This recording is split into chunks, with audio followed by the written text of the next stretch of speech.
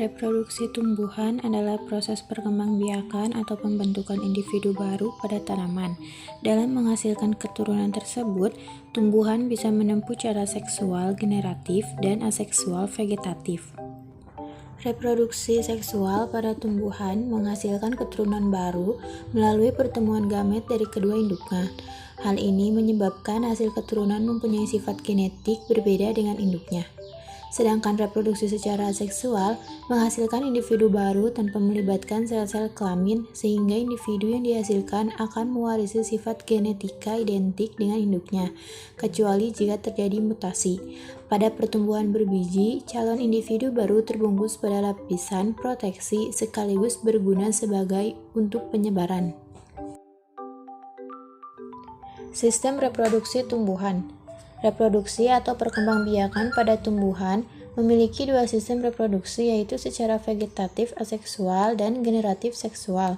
Berbeda halnya dengan reproduksi pada manusia yang hanya terjadi secara seksual. 1. Reproduksi aseksual atau vegetatif.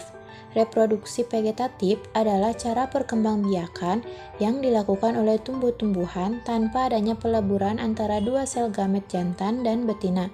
Namun, organisme baru ini berasal dari bagian tubuh induknya secara langsung. Reproduksi vegetatif terbagi menjadi dua jenis, yaitu vegetatif alami dan vegetatif buatan. A. Vegetatif alami. Reproduksi tumbuhan secara vegetatif bisa dikatakan sebagai sistem reproduksi yang tidak melalui proses kawin. Dengan demikian, tumbuhan berkembang biak menggunakan bagian lain dari tubuhnya. Adapun beberapa cara reproduksi vegetatif alami sebagai berikut. 1. Membelah diri, contohnya spirulina. 2. Akar rimpang atau batang yang tumbuh mendatar ke dalam, contohnya ada jahe lengkuas sansevieria. 3. Geragi atau batang yang tumbuh menjalar di atas permukaan tanah, contohnya buah stroberi. 4. Tunas, contohnya pohon pisang. 5. Tunas adventif, contohnya daun cocor bebek. 6. Ada umbi batang atau batang yang membengkak, contohnya ada ubi jalar dan kentang. 7. Umbi akar atau akar yang membengkak, contohnya ketela pohon dan dahlia. Dan yang terakhir, ada umbi lapis atau modifikasi pada batang dan daun yang berlapis, contohnya bawang merah. B. Vegetatif buatan. Reproduksi vegetatif buatan adalah proses perkembangbiakan yang terjadi pada tumbuhan akibat adanya campur tangan manusia. Ada beberapa metode reproduksi vegetatif buatan yang paling umum dilakukan, antara lain ada stek, contohnya ketela pohon dan bunga melati. Cangkok, contohnya pohon jambu biji, pohon mangga, dan pohon jeruk. Merunduk, contohnya alamanda. Menempel menggunakan tunas, contohnya ada pohon jeruk, keprok, dan pohon jeruk siam. Menyambung atau mengenten batang tanaman satu dengan tanaman lain yang sejenis hingga benar-benar kuat sampai terbentuk tanaman baru, contohnya ada jambu, mangga, singkong. Kultur jaringan atau memperbanyak tanaman dengan cara meristem sel berklorofil supaya menjadi calon individu baru, contohnya ada pohon jati dan kopi. Reproduksi seksual atau generatif. Perkembangbiakan generatif atau disebut juga reproduksi generatif adalah perkembangbiakan tumbuhan yang terjadi secara kawin atau seksual. Proses perkembangbiakan generatif membutuhkan alat kelamin jantan dan alat kelamin betina. Alat kelamin jantan dan betina pada tumbuhan terdapat pada bunga, tepatnya yaitu bagian benang sari atau jantan dan putik atau betina. Proses perkembangbiakan generatif pada tumbuhan ditandai dengan adanya pembuahan. Pembuahan adalah proses peleburan sel kelamin jantan dan sel kelamin betina yang akan menghasilkan zigot. Lalu zigot akan berkembang menjadi tumbuhan baru. Pada tumbuhan, pembuahan terjadi melalui proses penyerbukan. Penyerbukan adalah jatuhnya serbuk sari yang ada di kepala sari ke atas kepala putik. Serbuk sari bisa jatuh ke kepala putik akibat tertiup angin atau terbawa oleh kaki-kaki serangga yang hinggap di atas bunga. Jadi, penyerbukan itu dibagi menjadi 4 macam. Ada yang pertama penyerbukan sendiri, kedua penyerbukan tetangga, ketiga penyerbukan silang, dan yang keempat penyerbukan bastar. Penyerbukan sendiri. Serbuk sari jatuh ke kepala putik dalam satu bunga yang sama. Penyerbukan tetangga. Serbuk sari jatuh ke kepala putik bunga lain tetapi masih dalam satu pohon yang sama. Penyerbukan silang. Serbuk sari jatuh ke kepala putik bunga lain yang berbeda pohon tetapi masih satu jenis.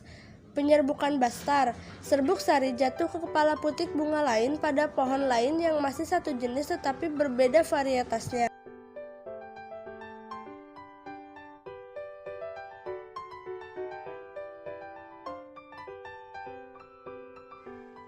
Mencangkok adalah perkembangbiakan tanaman secara vegetatif buatan dengan cara membuat dahan atau cabang menjadi berakar.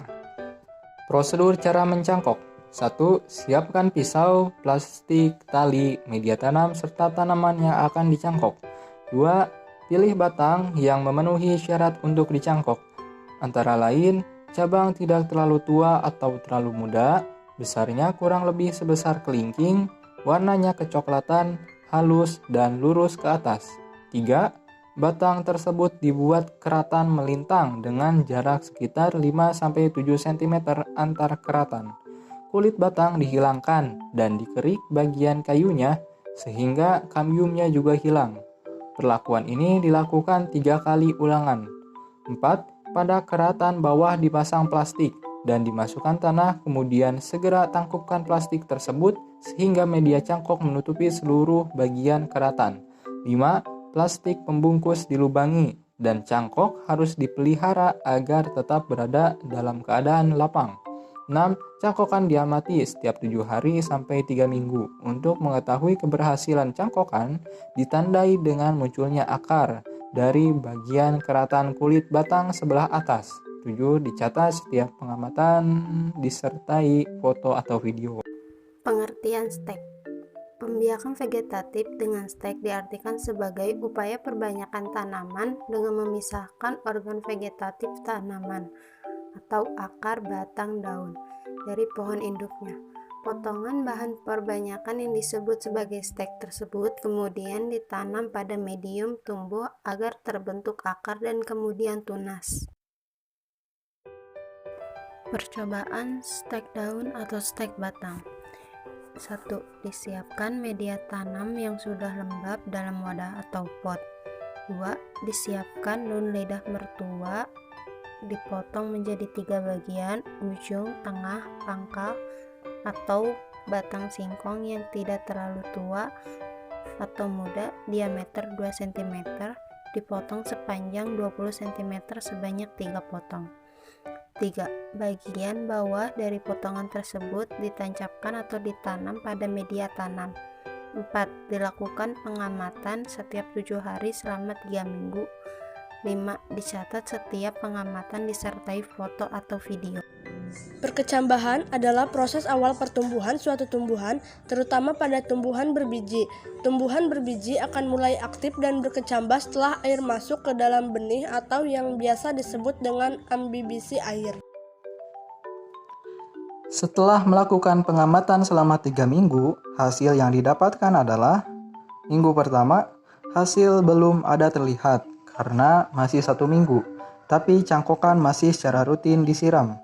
Minggu kedua, sama seperti minggu pertama, kita mengamati bahwa perubahan belum muncul. Minggu ketiga, perubahan masih belum nampak. Karena masih baru beberapa minggu, tapi berhubung karena hujan hampir setiap hari, maka kami mulai membatasi penyiraman cangkokan tersebut. Pembiakan dengan metode mencangkok biasanya dapat dilakukan pada tanaman-tanaman yang mempunyai sifat berkayu atau berkambium. Hal ini dimaksudkan agar memudahkan dalam prosesnya dan mampu menumbuhkan perakaran pada sekitar lapisan korteks tanaman. Mencangkok dapat dilakukan pada waktu apapun, tapi lebih baik dilakukan pada musim penghujan agar frekuensi untuk penyiraman secara manual dapat berkurang. Dari segi pemeliharaan, jika pencangkokan dilakukan pada musim kemarau, sebaiknya bibit disiram 2 kali sehari. Pada musim penghujan, penyiraman dilakukan seperlunya, sesuai dengan situasi untuk mempercepat pertumbuhan akar. Hal-hal yang dapat menyebabkan tumbuhnya akar pada cangkokan yaitu terhentinya pasokan makanan hasil fotosintesis pada batang sayatan dan ditunjang suasana media yang lembab sehingga memacu tumbuhnya akar. Sedangkan kegagalan dalam pencangkokan dapat diakibatkan batangnya terlalu tua, kurangnya air, maupun kelebihan air yang menyebabkan tumbuhnya jamur. Hal lain yang menyebabkan kegagalan adalah teknik pencangkokan. Misalnya, pada proses penyayatan terjadi luka pada batang yang akan dicangkok. Selain itu, faktor suhu dan faktor lingkungan yang tidak sesuai dengan pertumbuhan akar dapat menjadi kendala utama dalam pencangkokan. Adapun beberapa faktor yang mempengaruhi keberhasilan dalam proses pencangkokan diantaranya adalah 1. Batang yang dicangkok, 2. Faktor media tanam, 3. Faktor cahaya matahari, 4. Fotosintesis, 5. Curah hujan, 6. Teknik pencangkokan. Kendala yang dihadapi pada praktikum pencangkokan ini adalah ketika penuangan tanah pada bagian yang dicangkok, serta pada saat menyayat batang dan menghilangkan kambium. Hasil pengamatan percobaan stek yang kami lakukan selama 3 minggu adalah: minggu pertama, setelah tanam munculnya akar pada permukaan dasar stek. Akar halus tumbuh dari tunas di bawah permukaan tanah, dan pada batang tumbuh tunas baru dan daun muda. Minggu kedua, semua mata pada stek telah bertunas, pembentukan daun pun sudah mulai nampak sebanyak 5 daun. Dan pada minggu ketiga, daun pun mulai membesar dan memperbanyak seperti pada gambar yang ada di tabel. Perbanyakan tanaman secara vegetatif merupakan suatu cara-cara perbanyakan atau perkembangbiakan tanaman dengan menggunakan bagian-bagian tanaman seperti batang, cabang, ranting, pucuk, daun, umbi, dan akar untuk menghasilkan tanaman yang baru yang sama dengan induknya. Perbanyakan tanaman secara vegetatif tersebut tanpa melalui perkawinan atau tidak menggunakan biji dari tanaman induk. Prinsipnya adalah merangsang tunas adventif yang ada di bagian-bagian tersebut agar berkembang menjadi tanaman sempurna yang memiliki akar, batang, dan daun sekaligus. Teknik perbanyakan tanaman secara vegetatif yaitu teknik stek. Stek atau cutting merupakan salah satu teknik perbanyakan tanaman secara vegetatif yang dapat dilakukan dengan menggunakan organ akar, batang, maupun daun tanaman. Tanaman yang di stek, salah satu organ tanamannya dipotong dan bisa langsung ditanam pada media penanaman.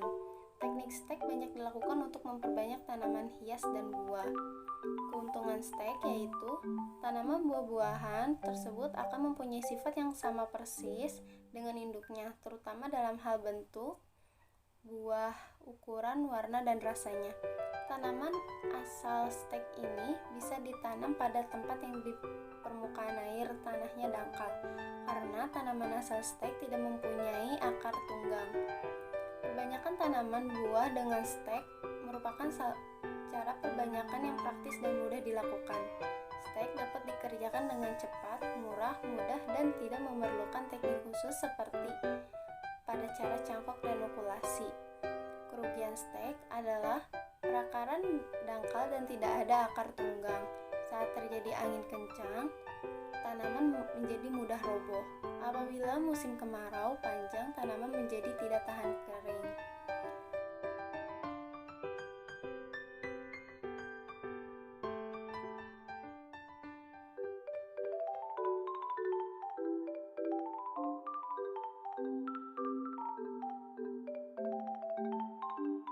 Data diambil dari hasil pengamatan dan pengukuran pada perkembangan dan pertumbuhan kacang hijau setiap 3 hari selama 3 minggu. Kami juga mengambil dokumen berupa foto dan eksperimen tersebut. Pada tempat yang gelap, kacang hijau tidak mendapatkan cahaya matahari sama sekali. Akibatnya, hormon auksin yang terdapat pada biji kacang menjadi sangat aktif dan bekerja secara optimal. Hal itu menyebabkan pertumbuhan kacang hijau menjadi sangat cepat namun kurang merata, sehingga batangnya lemah. Pertumbuhan kecambah pada tempat gelap paling cepat di antara tempat-tempat lain. Pertumbuhan kacang hijau di tempat gelap cenderung bengkok, tetapi batangnya sangat kuat dan warnanya hijau karena mendapatkan cahaya yang cukup untuk fotosintesis. Pada tempat yang terang, kacang hijau mendapatkan cahaya dengan intensitas yang sangat besar. Akibatnya pertumbuhan kacang hijau akan lambat karena sebagian besar hormon auksin terurai oleh sinar matahari. Dari data diperoleh, rata-rata panjang kacang hijau sekitar 1,54 cm. Pembahasan berdasarkan pengamatan yang dilakukan telah menunjukkan bahwa terdapat perbedaan pertumbuhan dan perkembangan di tempat yang terkena cahaya dan yang tidak terkena cahaya. Hal ini menunjukkan bahwa cahaya mempengaruhi pertumbuhan dan perkembangan kacang hijau. Apabila ditanam di tempat gelap, maka tanaman perkecambahan akan tumbuh lebih panjang daripada normalnya. Peristiwa itu terjadi karena pengaruh fitohormon, terutama hormon auksin. Fungsi utama hormon auksin adalah sebagai pengatur pembesaran sel dan memacu pemanjangan sel di daerah belakang meristem ujung. Hormon auksin ini sangat peka terhadap cahaya matahari. Apabila terkena cahaya matahari, hormon ini akan terurai dan rusak.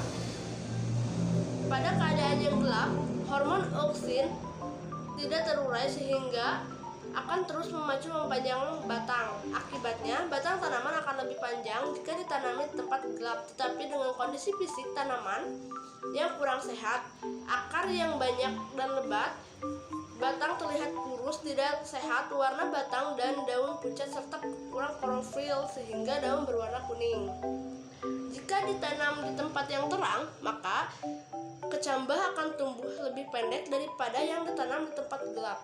Peristiwa itu juga terjadi karena pengaruh fitohormon, terutama hormon auksin. Seperti yang telah dijelaskan di atas, hormon auksin ini akan terurai dan rusak sehingga laju perkembangan tinggi tanaman tidak terlalu cepat. Akibatnya, batang tanaman akan lebih pendek, tetapi dengan kondisi fisik tanaman yang sehat, subur, batang terlihat gemuk, daun terlihat segar, berwarna hijau, serta memiliki cukup klorofil.